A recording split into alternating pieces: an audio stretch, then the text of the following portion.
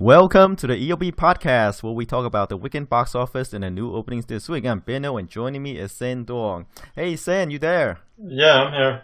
All right, just some notes. I will be out for the next 2 weeks, so we won't be doing this podcast. So look for us to come back on August 15th. Yeah, I'll be going on a trip. Okay, we'll end the summer with a bang. It's a continuous summer, in the summer. Yeah. Just like the movie.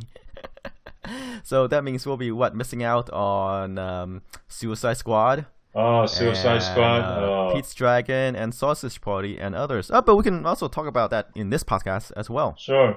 We can do the previews first, and then we'll come back and see how we did when we get back. Yeah, sure. All right. So how about we jump right into the weekend box office? Last weekend, we had new openings with Star Trek Beyond, the third movie in the Star Trek reboot that started by J.J. Abrams and stars Chris Pine and others. And then there is the horror movie Lights Out. And we also have Ice Age Collision Course. The umpteen Ice Age. Yeah, the fifth one. The fifth one, okay. But I think people lost count. Yeah. And I believe that's why it did what it did at the box office. Right. Okay, jumping in to number one, which is Star Trek Beyond. It pulled in about 59 million, which is a tad below what the previous Star Trek movie did, Into Darkness. Yeah. I think the first one did like 79, and then the second one did 70, and now it's 60. So it's eroding at a 10-15% range. It seems like these Star Trek films have been well reviewed and pretty well received, but there's still audience erosion from one film to the other. But 60 million is still a huge opening and a pretty good opening, especially compared to the other sequels that have disappointed during the summer. In the past, we've seen sequels surpass their predecessors in terms of the opening. But now it seems like we're following the standard sequel trend, which is the 20 to 30% erosion for each subsequent film. There is a sort of sequelitis going on this summer. Right. Before years past, right? It's rare for a franchise to go beyond 3 films? Usually by the third film, it dropped by a lot, and I think it's only like in these couple years where we see, especially with the Fast and Furious franchise, right? The subsequent sequels make more and more than the previous ones. Yeah, maybe there are too many sequels this summer, but 59 million for Star Trek Beyond is solid, and even though it's a tad lower than the previous 2 films, compared to the other sequels over the summer, that's a pretty good figure. Well, yeah, but if you compare to like the old Star Trek movies, it did pretty good. Oh, yeah. Yeah, the production budget is 185 million, so it did about 60 million. Yeah, it might still be able to get to 180, but we're not sure if it can hit the 200. So I think overseas, when you count overseas, they'll probably still make a profit. Oh, sure, but obviously, with the drop, Star Trek has a sizable audience, fans. Yeah, yep. With all those TV series, and then there are other movies, right? But then you see this drop, and you say, hey, or the fans, the true fans, or is it the true fans are still there? Maybe it's just that the people, the casual fans are not interested in the series anymore. Maybe due to the previous one. Yeah. Your non-fans. I'm not sure if it's due to the previous one, but in terms of reviews, the previous 2 films have been well received. I think it's just your normal sequel drop off. It could be fans. It could. Well, the fans will probably head out no matter what. I think it's more the casual moviegoers that are not watching more. Yeah, and I read, excuses from being that it's too generic. Like Into Darkness is too similar to The Wrath of Khan, and that's what's turning off audiences to this movie. Well, let's speak in relative terms, because even though Into Darkness, some fans said it's too much like Wrath of Khan, it still did 220 or 230 million. It didn't do as well as the first film, but it did solid. It wasn't a bomb, it wasn't a disappointment. It did solid. It didn't do great. Well, it did enough that another sequel was made. Yeah, right. And it was also well reviewed and opened huge. Right. And, they're going to continue with this one, right? Even though it opened to 60 million, 59, they're going to make another one. Yeah, but I guess it depends on how how leggy this film is? Because the previous films have been decently leggy. I mean, so this one looks like you'll probably still end up with 180 to 200 million. Right. And it depends on how well it does overseas. They might lower the budget a little bit. They might lower to 150 or 130 or 140. Right. Well, and remember, Justin Lin directed this one. He resurrected the Fast and Furious franchise. Yeah. And it seems like, he didn't do as well with this one, but maybe because it's not because of him. It could be a lot of factors. Yeah. He did jump right in, after the second Shrek movie. Yeah. Right? Yeah, and maybe it's unfair to him, given that, this movie didn't do as well as the previous one. Yeah. You probably have to give him a couple more to see if he can work his magic. Yeah, plus the thing with the Fast and Furious films is that the third one ended up on a low mark. I think the third Fast and Furious film, that was the one without Vin Diesel and... that's Tokyo Drift, right? Yeah, Tokyo Drift without Paul Walker and Vin Diesel. And it ended up pulling in about 50 million at the box office. So without them, that was a decent figure, but compared to the franchises, it was only 50 million. So Justin Lin came in and pulled it from the franchise's lowest point. Whereas Star Trek Beyond, the first two films did great. So I'm not sure how much more you can do. Right. So anyway, I think even if they won't continue... Yeah, if you compare it to the rest of the sequels during the summer, that's pretty good. Right. Most of the sequels during the summer have disappointed, and some even bombed. That this one kind of pulled in a decent, solid opening in relative terms is already a success. Yeah, right. The true test is how well can it stay in theaters. Yeah, and overseas. And even though it opened huge, you could still have a huge drop off. Yeah, right. Okay, we'll keep an eye on Star Trek Beyond and see how we will perform in the upcoming weeks. All right, let's move on to number 2. The Secret Life of Pets. It pulled in 29 million over the weekend, in its second weekend, right? No, third weekend already. Drop off is only about 42% for a total domestic gross of 260. Right, pretty leggy. It's gonna easily pass 300, but we're not sure how much further it's gonna go. But it's another great hit for Universal. The budget is only 75 million. Yeah, and super profitable too. Yeah. Cute animals. You can't go wrong with cute animals. Yeah, right. Let me see. The worldwide figure is at 324 million. So hasn't rolled out into a lot of countries yet. I think the foreign figure is 63 million. We'll see how it does overseas in the coming weeks. It can only go up. I mean, it made almost 300 million here. Overseas is probably going to do well too, because pets, animals, and you say that, hey, it's another movie about all these different animals like Zootopia, Mm-hmm. but Secret Life of Pets is its own thing. People, want more animals. Yeah. I'm sure competing studios, because of how well Zootopia and this film did, I wonder if the other animation studios are looking into cranking out their own pet movies. Well, maybe, because look, even the Angry Birds movie, right? Yeah. It's kind of like an animal movie. Yeah. Birds and pigs. Yeah, right. And that movie surprised everybody. Yeah. It's like one of the few successful video game adaptations. Yeah. I mean, if you don't count Warcraft, because Warcraft completely bombed in the US. But then it made 200 million in China, so that kind of washes out. But, Right. Angry Birds is a movie that you can say is a success without, reservation. Right. It had pretty much everybody eating crow because, hey, we expect it to bomb badly. Right. All right, let's move on to one of the new openings this week and a surprise hit of the week at number 3. James Wan's Lights Out. He didn't direct, but he did produce. It grossed 21.7 million over the weekend at a budget of just 5 million. So it's already made 4 times its budget. This is going to be a huge profit maker for WB. And it continues that summer trend of well-performing horror films. And the James Wan brand is going strong.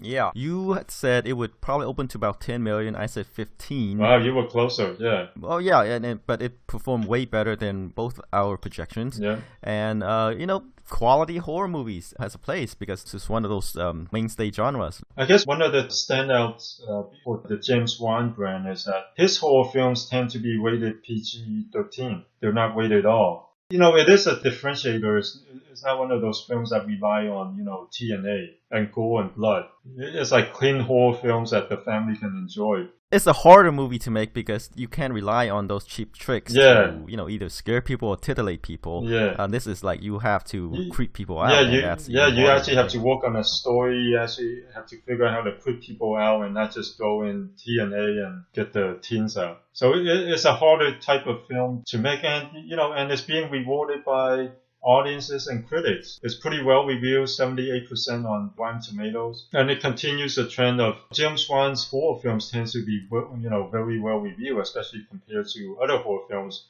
which tends to be, in terms of the tomato meter, they range anywhere from 10%, 0% to 30%. And 70% is like a 90% for Pixar animation. Right. I mean, James Wan directed The Conjuring 2 early this year. It made 310 worldwide on a 40 million budget. Right. Yep. Let's see what's he's doing next. He's doing Furious 8. James Wan. Yeah. Was it Furious 8? He was hired to do one of the bigger franchise. Yeah. It's another huge franchise. Got what it is. Let's look it up. Okay. Let's see. I think it's a superhero movie. I think. Oh, that's right. Oh, Aquaman. Oh, yeah, was Aquaman. hired to direct Aquaman. Which should be the interesting. guy who talks to fish. Yes, it's very interesting. All right, how about we move on to the other new release over the weekend, which is Ice Age Collision Course. It pulled in 21 million over the weekend, a tad less than Lights Out. Mm-hmm. At a budget of 105 million. Oh, is it? Yeah. Okay. You can legitimately call this a bomb because the previous films have opened over 40 million, and this one, with, like we said last week, with competition from Secret Life of Pets and Finding Dory and a bunch of other family films that are still open, mainly probably from the Secret Life of Pets and from your your analysis. When you start putting your central characters in space, that's the end of your franchise. Yes, and it proves it right. I mean, Yeah. we were pretty low on the movie too. I'd say it would probably do 40, and you even went lower with 30 million. Yeah, and it did worse than that. Yeah, it did 21 million. And, I think maybe this franchise is on its last legs because, like, the subsequent movies continues to drop. And this one dropped like a brick. Yeah, The previous right. one. Yeah, the previous films, it was a steady drop, but this one is super steep. Even the previous films, they all open around 40 and a few even open higher. I think the second one opened to like 68 or something like that. And they all grossed around 200 million. The last one did 163 domestically. But worldwide, they all did like 800 or 900 million, except for the first film. But this one is definitely a steep drop. It's kind of like falling over the cliff. That kind of steep drop. Yeah. No, yeah, this is like disinterest. Because competition can only do so much, because if there's high interest in the movie, the market will support it. People will go out, kids of all ages will go out and watch it, right? But this one, it's just people just blatantly ignored it, except maybe the little kids who pester their parents. Well, it's usually a combination, though. I mean, you can see it sometimes, like when Secret Life of Pets open, even Finding Dory experienced a steeper than normal drop at the box office. So it's a combination. I think, like you said, it's probably, if you weigh it, there's probably more disinterest and Secret Life of Pets and Finding Dory. I think all of that plays into the 21 million. Who knows, without competition, it might do 30 million. But like you said, I think that disinterest takes a bigger chunk of the pie. Right. And proves to be true. When you put a character in space, that's the end of your franchise. Yeah, you just have nowhere to go with the story. Yeah, you officially ran out of ideas. Right. But I mean, the foreign market is still doing well. It did 178 million already overseas, and despite tanking in the U.S., the worldwide figure is at 199 million. So even at 105 million, which is relatively cheap for animated feature, it's gonna still end up being profitable. But like the Hunger Games, well, I guess it depends on how well it continues to do overseas. If it continues to do really well overseas, they might still release it in theater, maybe overseas, but they might pull a diversion and just release the rest onto Netflix or on TV. Okay.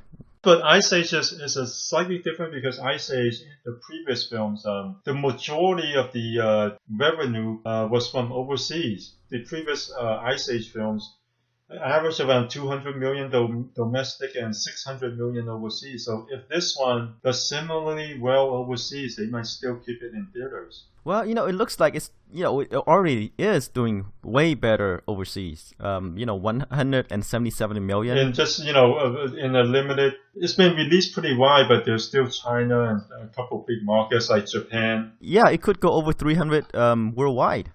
Right. And, it might still be enough for them to continue to release another one in theaters. But we'll see, because it's one of those things they might look at it as like, well, the previous films made 800 million worldwide, and if this one only, at 105 million, even if they made like 300 or 400 million worldwide, it's still worth it to release another one in theaters. Right. They might cut the budget. Yeah, they could do that, but like I say, like we've been, harping all along, there's all these different markets now, the US, China, then the rest of the world. And if you do great in all three markets, awesome, right? Yeah. But if you fail in one, then it's not the end of the world. You can still make it up from the rest, Yeah, you can still make it up in China or the rest of the world. Yeah. Wait, what figure did we predict for Star Trek? We didn't mention it. Oh, Star Trek. I said 60 to 65, and you say 70. You're pretty close this week. Yeah, but I'm still a couple million off here and there. Yeah, with the exception of Ice Age. Yeah, when I read that, people were going like in the 20s, saying, "Whoa, really?" But it actually happened. Yeah. All right, let's move on to the next movie on the show. Number 5, Ghostbusters made 21 million. Is this the second week? Yep, yes it is. Drop off of just 54%. Steeper drop off than your usual Melissa McCarthy movie. After 2 weeks, it has already grossed 86 million, but at a budget of 144 million. We're not sure if it's going to get there. The worldwide figure is at 122 million. But I don't think it's released that wide yet. But, one of the problems is it won't have China, so it doesn't look great. Looks okay. I think it'll probably make money, but it probably won't make that much money. Yeah. It probably won't make enough to garner another one. Well, that will depend on how well it does overseas, because I think that domestically it's probably going to end its run. I think it's going to cross 100 million, right? Oh, yeah, it'll definitely cross 100 million. Yeah, but is it 115 or 120? Yeah. I don't know. At its current pace, it might be, it's looking like 120, 110, 120.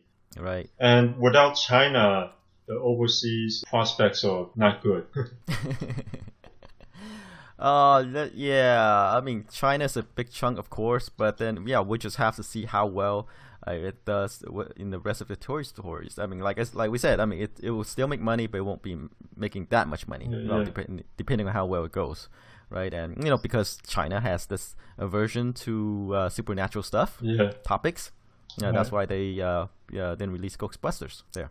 Right. Kind of disappointing and sad. I guess, you have a film that is decently well reviewed, 73% on Rotten Tomatoes, stars the hottest comedians right now. And I was kind of hoping it would do better. But I took my kids and my nephews to see it over the weekend, and they had a lot of fun. They were laughing throughout the film. But I guess it just didn't stand out enough. Yeah. Because, the first movie wasn't taken that seriously, but it somehow, hit it big. Yeah. I don't know why it didn't do as well. Maybe it's just because of the people. Yeah, who knows? Yeah, I don't know. Or maybe people are just tired of sequels, reboots, and whatnot. Maybe, but Ghostbusters, enough time has passed for a reboot. But I guess it. But it's still one of those. It's still one of those more of the same thing. It's like another thing that we already seen. Not an original film is what I'm saying. Well, kind of, but it's different enough. Has the comedies, right? Films are kind of written with the 3-act structure, right? So you kind of say all film is kind of the same, follows the same structure, because the way it's written. Right. But I'm saying, like, in terms of content and subject matter, it's still not an original film. Okay. Like Lights Out, for instance. Ghostbusters, everyone knows that, hey, there's going to be people shooting some laser guns at paranormal ghosts. And there's going to be 4 characters, except instead of guys, they're going to be women. But hey, remember you mentioned how the toys weren't selling that well and how that might affect our expectations? I guess it kind of did. It opened solid but not great. And the drop-off is kind of on the steeper end of how Melissa McCarthy and Paul Feig films usually drop off. That's true, but if you're taking this as kind of like a regular summer blockbuster, the drop-off is kind of within range of, the second drop-off, though. Even on the lower end, too. With huge openings, yeah. Okay, so no Ghostbusters 2. We'll have to see, but so far, not good. I have to say that this is probably the first movie with an all, female leads that has such a high budget, right? $144 million. Yeah. You can say that it's a superhero movie. Right. But I think it's a first, right? Can you think of another previous movie with female leads that has such a high budget? Even the Hunger Games films are pretty modestly budgeted. Yeah, that's true. Yeah, even Angelina Jolie's films even her action films are modestly budgeted. So yeah, you're right. I think this is one of the higher ones, if not the highest. All right. No, we're just throwing stuff out there. It might not be true, but hey. Yeah.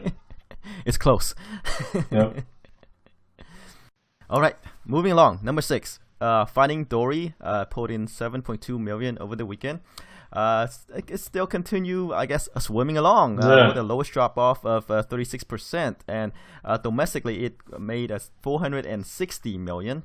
Worldwide figure is 782, with 322 of that overseas. Mm-hmm.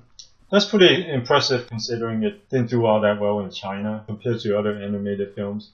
It only pulled in $38 million in China, so that overseas figure is already really impressive. And it's still rolling out. Right. So there's still more to be done at the box office, and just China. You never know what works there, and like you say, Pixar movies doesn't usually do that well over there. Yeah. For some reason, they don't get whatever makes Pixar films go. And, it's possible that The Secret Life of Pets will do better there than Finding Dory. Yeah, well, Zootopia did really well. It might be the highest grossing film of the year in China, for a foreign film.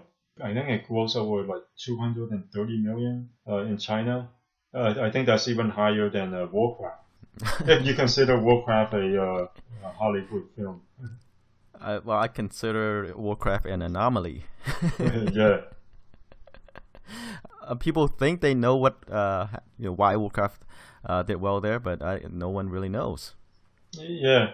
Well, online gaming is a lot bigger in Asian countries than it is in Western countries. So that's the only thing you can say about it. I mean, you hear about online video gamers in Asia, dying because they spend too much time in these online cafes and forget to drink water and eat. That's how hardcore they are. That's true, but they wouldn't, quit playing to go watch a movie about it. Hey, at least with Warcraft, it seems like it. Okay, but like I say, you never know what's going on there. I call shenanigans, but okay, go with whatever. Alright. Okay, let's move on to number 7. The Legend of Tarzan did $6.6 million over the weekend, drop off of about 43%. Its gross about $116 million, so it's still not going to get to its $180 million budget. It's one of these disappointments that surprise people because people have such low expectations that even though it disappointed, it still did better than people's expectations. The worldwide figure is at $262 million. So it still looked like it's going to lose money, but it won't lose as much as people had expected. Oh, right. It's one of these high-budgeted movies that, make people scratch their hands and say, what were they thinking? Oh, right. Especially with a movie like Tarzan or a property like Tarzan, because previous Tarzan movies, with the exception of the Disney animated one, didn't do that well. Yeah. And they think that, hey, we're going to throw $180 million budget on this and then hire a Harry Potter director, David Yates, to direct it, right? And then, we'll just have some... I can see why, though. I can see why they did it. Okay, you can see why, but it just go against the flow. They're going against the flow. Yeah. I can see why they did it, mainly because of Disney's Tarzan. Okay. When people saw Disney's Tarzan, they're like, wow, this is the first time we've seen a film where Tarzan is like swinging on these vines through these trees in 3D, and people thought that was so, so cool and thrilling. And back then, we can only do it in animated form because the technology wasn't up to par yet to do this. But now we have the technology has caught up that we can do this in live action and make it believable and thrilling. And I can see why they look at Disney's Tarzan and they're like, well, if Disney can do this with animation and make 200 million, now that we have the technology, how well will this do? If Jungle Book didn't come out, I can see it doing better, but you never know. These are just after the fact. Right. I mean, armchair quarterbacking here. Yeah. We're looking at what's happening at the box office, but still 180 million. You want to open they're expecting big things from this movie, right. And I don't think from previous movies, it's not going to happen, right? That's the thing. I can see why they did it, but I didn't expect them to pull in 180 million. 100 million max. Yeah. I mean, you don't need. This movie, you don't need CGI, swinging through the vines, but that's not the important thing, in a Tarzan movie, You kind of do, I think, if you don't. I mean, if you're gonna make a live action version, it can't be worse than the animated one. Yeah. And CGI animals, and there are a few things that people in the industry say you don't work with. Water, animals, and babies. Right. Yeah. Oh, kids. Yeah, kids. Yeah. But even then, 100 million max. Not 180 million. Yeah, like you say, it's all the CGI animals that made the budget shoot up. Yeah. Unless they CGI in what's his name's abs? Skarsgård. Yeah, Alexander Skarsgård's abs. No, I think they made him work for that. All right. So hit the gym, because they're going to save some money, right? The budget's already at 180. They CGI the animals, they might as well CGI his body too. Well, that's true. But like I say, it's just the budget. Right. But CGIing animals is more believable than humans. We were all familiar with what the humans look like, and any kind of abnormality we'll probably figure it out. Right. Okay, so one of these high budget, just a bomb. Let's call it what it is.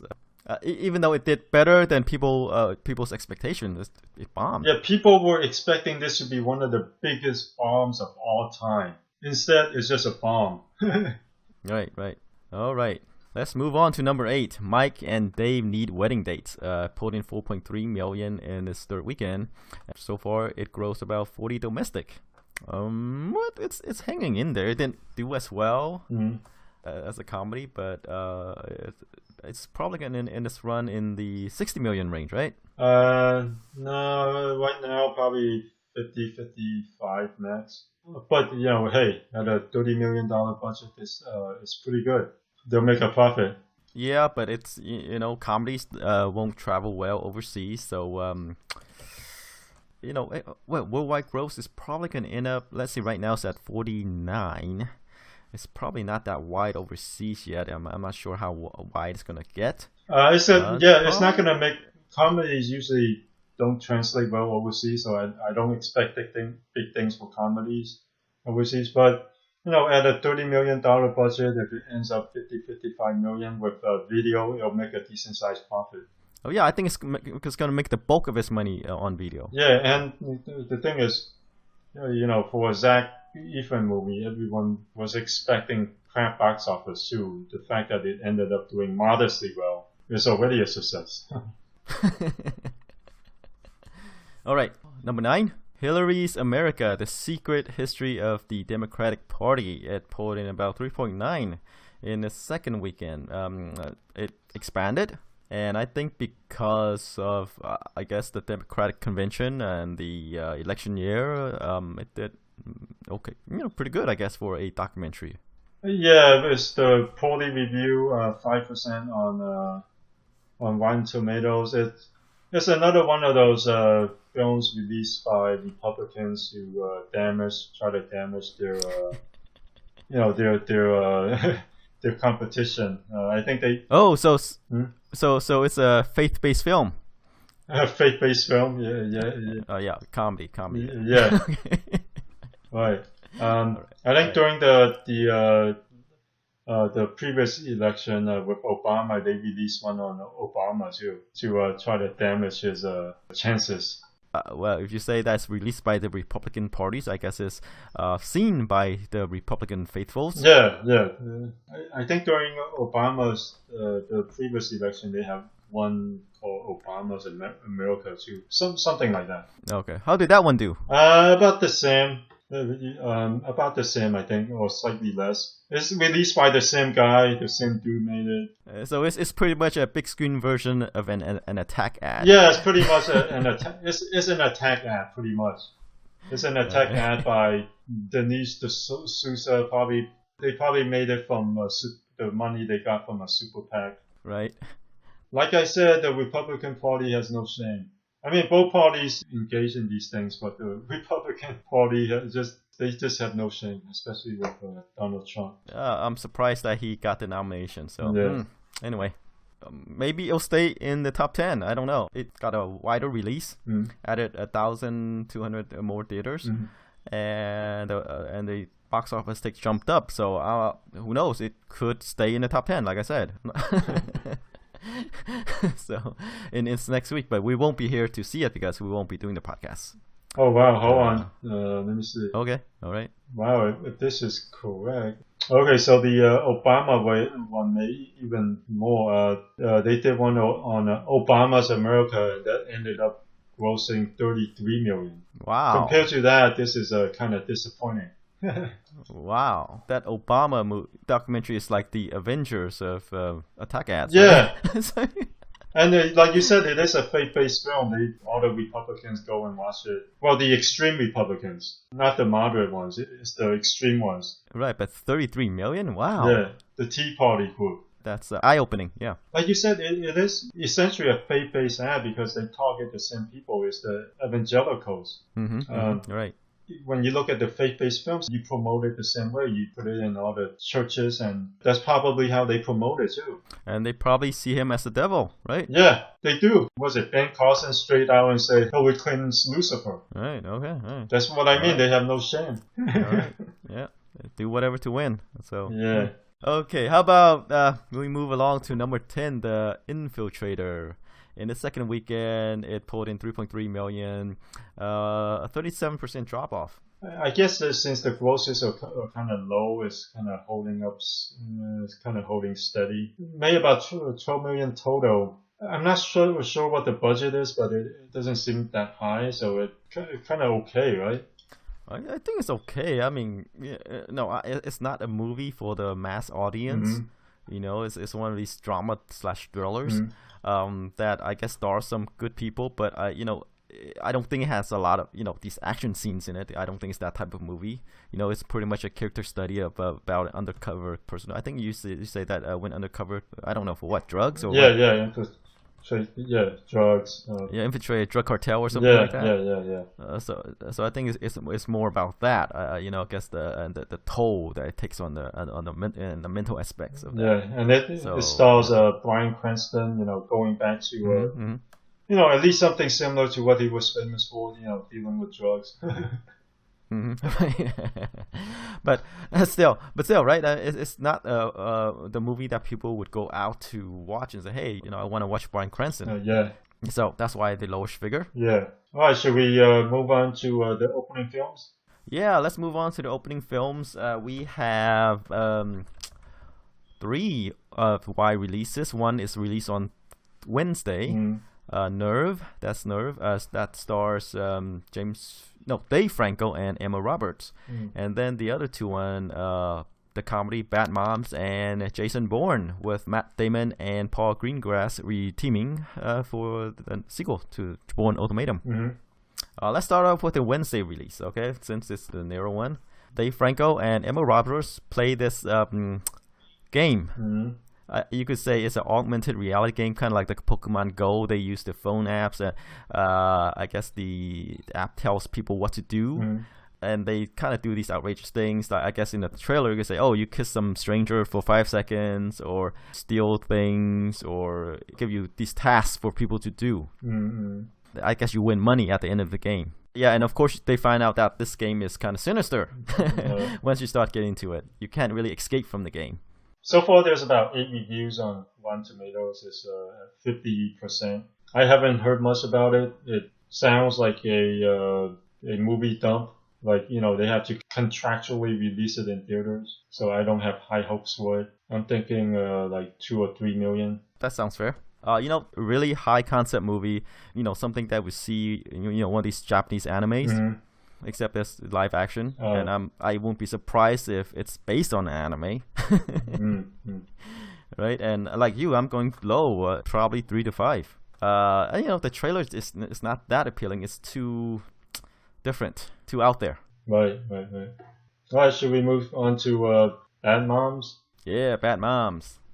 The comedy starring Christine Applegate, Christian Bale, Mila Kunis. Looks pretty funny. Oh, and Jada Pinkett Smith too. I don't know. Let me set this up a bit. Okay, Kunis plays a mom who's taking care of her kids. She seems like she's a single mom, working and has to deal with the PDA, trying to be a bad mom. And then at some point she decided that she had enough and she's going to go wild. It's not going to follow trying to be this perfect mother anymore. Follows the string of, like Bridesmaids and Mike and Dave, the wedding dates, The Neighbors 2, Sorority Rising. Yeah, and Mike and Dave did modest business. I don't know, I didn't find the trailer appealing though. Like Bad Santa was like really bad. That's one of his appeals, I feel like Bad Moms isn't that bad. It's like some moms still do that sometimes. Sometimes they go to a club. Not often, but sometimes they'll have a girls' night out and they go to a club. And I'm like, what's the big deal? Yeah, but this one is like, them drinking, making out with other moms, etc. Okay. So it's all rated. All right, so maybe I didn't see any of it in the trailer, but the actual movie, they have girl-on-girl action and all that kind of other stuff. Yeah, kind of. Yeah, it's pretty much like a teenage comedy, except that they. But it's still, but it's still not Santa humping some woman like Bad Santa. So, but then it's like, well, how bad do you want these moms to be, right? Yeah. I mean, they pretty much take the kind of like the Bridesmaids formula and apply it to moms, the soccer mom. Right. Thing. I don't know. I didn't find the trailer to be that appealing, but I'm not the target audience. After seeing Bad Santa, I'm just like, how bad can these moms be, right? Now, if they're all married, if they're not single and they're all married and they went out and make out with other guys and make out with each other, then yeah, that's pretty bad. But then at the same time, I'm not sure if people can get behind that, right? So what's your figure? I'm not the target audience, so I'm just gonna I'll go with 8. Whoa, 8. Okay. I think I'm gonna go a bit higher than yours. I think this movie will hit a nerve. Yeah. So with people, I'm gonna go with 35. 35? That high? 35. That high. I don't know. Mila Kunis isn't a huge draw. I mean, people know who she is, and she's been in a few modestly successful romantic comedies. But, well, I think 35 is high. I'm going 8. We'll see who knows? You could be right.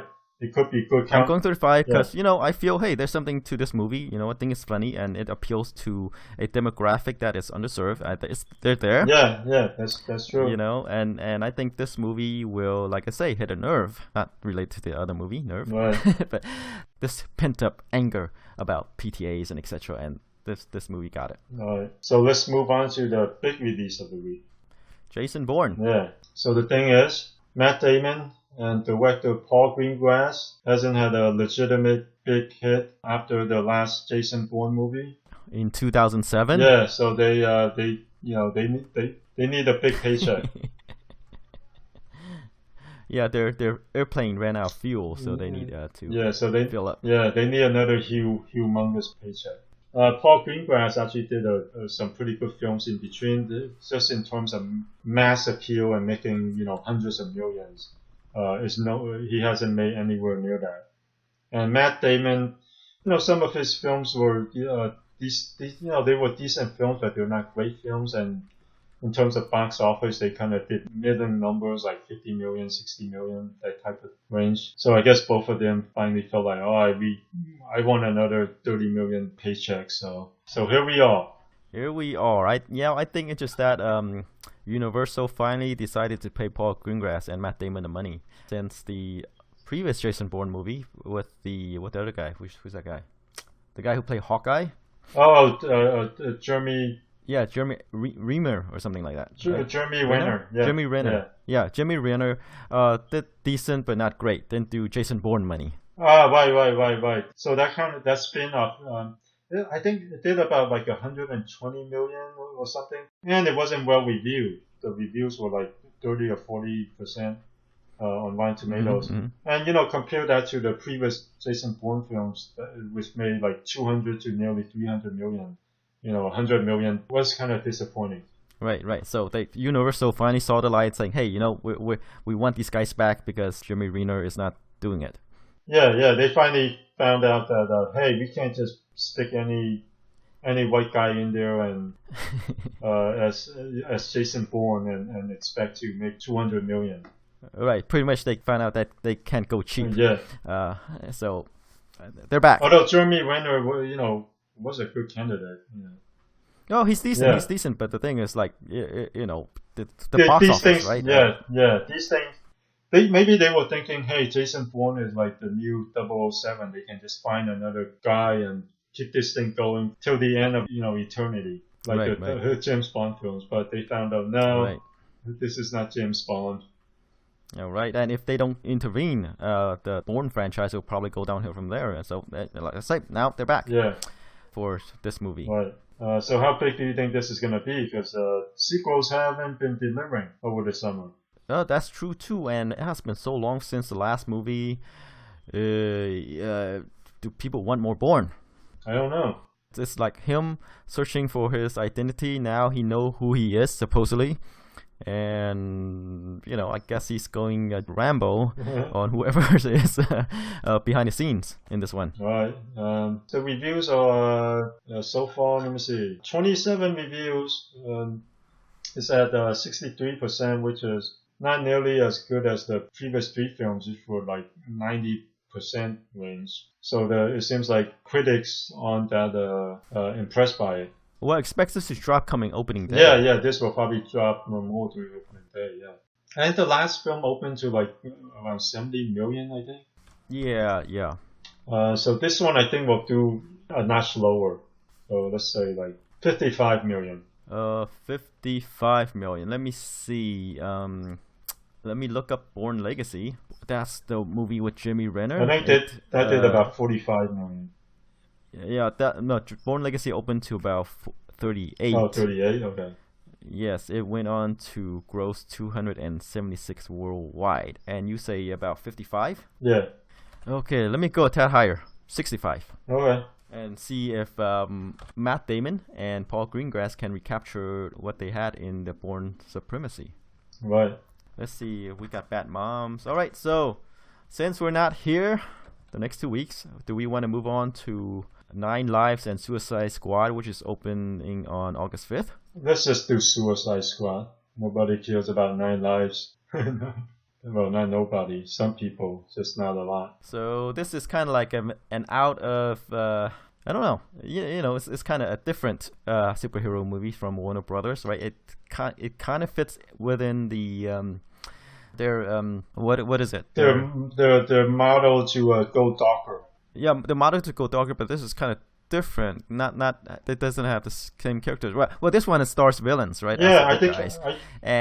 But the majority of their focus is on their Justice League movies and characters. Yeah. So this happens after right after the Batman v Superman in terms of settings, and this has a pretty good premise. You take all the bad guys together and put them on a mission to do good for their freedom. The buzz has been really good. It has an interesting, unique premise. And it doesn't have that look of your usual superhero movie where, buildings and ships and lots of stuff explodes. Well, I have to say, like I said, this is kind of a different movie from what Warner Brothers is trying to do. I mean, with the Batman movies, right? With the Batman versus Superman movies, the emphasis is on dark, gritty, and all this thing. But with Suicide Squad, the emphasis is on fun. It is still what we thought, but the major difference is, after the Chris Nolan Batman movies, they think the secret to that is to make these films more down to earth, more grounded in reality. That takes some of the fun out of them. And Suicide Squad, like you said, throws the fun back into it. You don't have to be too grounded. And the premise of, making a dark, gritty film works for this because these are bad guys. These are villains, and it totally works for this. And this one has the fun too. I mean, you can tell by the trailer. Say, wow, this movie looks fun. I want in. Yeah. Especially the performance by Margot Robbie as Harley Quinn, I believe. Right, there's a lot of buzz for her character in this film. I think when Batman Begins first came out, critics said, no, it's great that Chris Nolan's trying to ground Batman. It works for him because he doesn't have superpowers. He only has these gadgets. But at the same time, some of them did say that the only thing with making everything realistic is that sometimes it's missing a little bit of the fun for Batman Begins. But in the subsequent films, I think Chris Nolan threw in the fun. With Suicide Squad, this looks really fun. I get a sense of I get excitement from this movie that I don't get with Batman vs Superman. Yeah. Oh, that Superman movie. Right.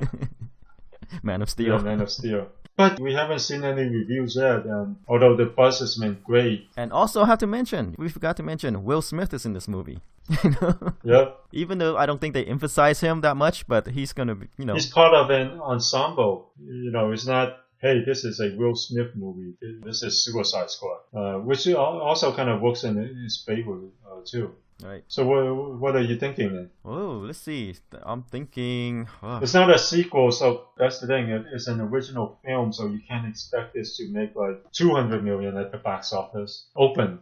Yeah. It's not going to open to 200 million. Yeah. Let's... I mean, will it even get to 100 million? Let me see. Let me check Man of STE. Let me see what the other movies opened to. Let's see. Man of Steel had a 116 million opening. Batman vs Superman had a 166 million opening. Obviously, Suicide Squad are not those characters. But they open above 100, right? And this one has Will Smith, who is a reliable box office draw. And like I say, there is a sense of fun in this movie. So, let's do... Wait. Can this movie do Deadpool numbers? What did Deadpool do? 100? Deadpool opened to 132. Oh, wow. And that was an original movie. Yeah. But one of those fringe characters. Yeah. I think it depends on the reviews. If the reviews come out, as great as Deadpool, it could raise it above 100 million. But so far, the buzz, everything points that way. So, hey, let's throw caution to the wind. I'm going to go high on this one. All right. How about 110? 110. Yeah, that's where I'm having it. That's where I'm pegging it at too. Because I don't think it will do Deadpool, because that's kind of I feel is an anomaly. Yeah. Suicide Squad is still relatively new. It's not the characters are not as big as Batman, not as big as Superman. Yeah. Even Wonder Woman. Okay, so 110 for both of us. Right. I think this movie will kind of rejuvenate, put the excitement back into the Warner Brothers DC universe. Right. It's not Batman vs Superman. I think it's this movie, Suicide Squad. That's going to do it. We'll see. That's what people are expecting, based on the buzz for the film. So. Right. I mean, for once, people are excited. It's not they don't have like reservations. Like, oh, that looks kind of okay. Yeah. But, it's Batman. It's Superman. Yeah. Right. But this one, like, wow. Well, I want to see the movies to find out what's going on. Yeah. So, yeah. Okay. So that's it for this week. I guess we'll come back in 3 more weeks. All right, and see how we do. We'll return in 3 more weeks. Yeah, see how we do. All right, see you guys in a couple of weeks.